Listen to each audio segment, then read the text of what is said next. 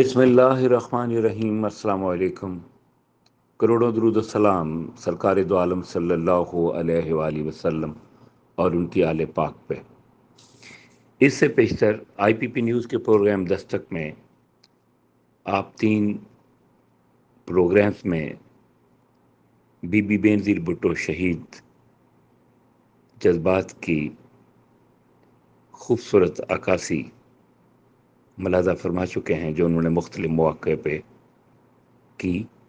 آج چوتھا حصہ آپ کی نظر ہے، ملاحظہ فرمائیے۔ ماضی میں نواز شریف کی معروف میڈیا ہاؤسز کے خلاف کارروائی آج بھی سب کو یاد ہے۔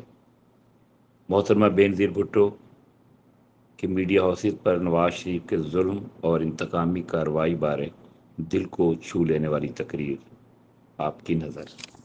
اس کے بعد آف کورس پریس کے خلاف شروع ہو گیا جنگ۔ اچھا، پریس کے خلاف آپ دیکھیں کہ پہلے مسلم اخبار کو اشتہار نہیں دیے، اشتہار بازی ختم کر لیے، مسلم اخبار بند ہو گیا۔ اس کے بعد ان لوگوں نے جنگ پبلیکیشنز کو نشانہ بنایا کہ اگر آپ ان 14 صحافیوں کو نکالیں گے تو آپ اچھے لوگ ہیں، مگر اگر آپ ان کو کیا کہا گیا کہ آپ 14 صحافیوں کو نکالیں اور ساتھ ساتھ آپ نواز شریف اور ان کے خاندان کے رشوت کے بارے میں نہیں لکھیں گے، آپ گورننس رول کے بارے میں نہیں لکھیں گے، آپ پیپلز پارٹی کو پرومیننٹ کوریج نہیں دیں گے، یعنی بڑے کالمز وہ نہیں دیں گے، اندر دیں گے، اس قسم کی اور باقی جو آپ کی مرضی۔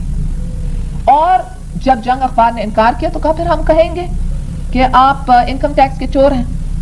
اور جب ان لوگوں نے کہا ہم عدالت جائیں گے، اس نے سیف الرحمان کو اتنی جرأت ہوئی کہ اس نے کہا کہ کوئی جج کا باپ بھی تمہیں مدد نہیں کرے گا۔